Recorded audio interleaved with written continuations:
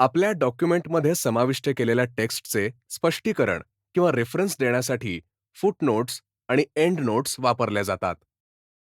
ते डॉक्युमेंटमधील टेक्स्टशी संबंधित अतिरिक्त माहिती देतात. आता आपण पुढे जाऊया आणि डॉक्युमेंटला फुटनोट जोडूया.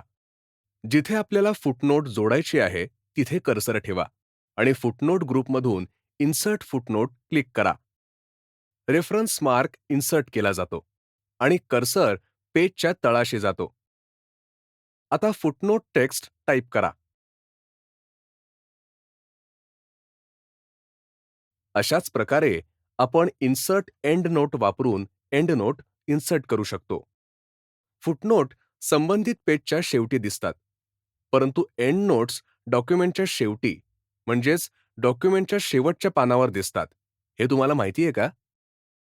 वेगवेगळ्या फुटनोट्समधून नेव्हिगेट करण्यासाठी next footnote down arrow click करा आणि नेक्स्ट फुटनोट किंवा प्रिव्हियस फुटनोट वापरा.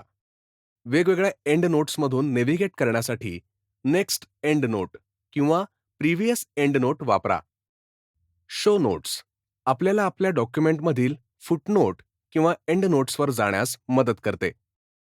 फुटनोट आणि एंड नोट्सच्या अतिरिक्त सेटिंग्जसाठी ग्रुपच्या कोपऱ्यातील ॲरोवर क्लिक करा. फुटनोट आणि एंड नोट डायलॉग बॉक्स दिसतो. याचा वापर करून फुटनोट्स आणि एंड नोट्स इन्सर्ट करू शकतो. तसेच पुढील गोष्टींमध्ये आपण बदल करू शकतो: लोकेशन, लेआउट आणि फॉर्मॅट. सध्या डायलॉग बॉक्स बंद करण्यासाठी कॅन्सल क्लिक करा.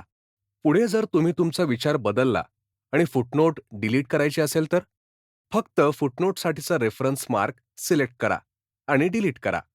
यामुळे पेजच्या तळाशी असलेले टेक्स्ट देखील डिलीट होईल. इथे फुटनोट ग्रुप पूर्ण होतो.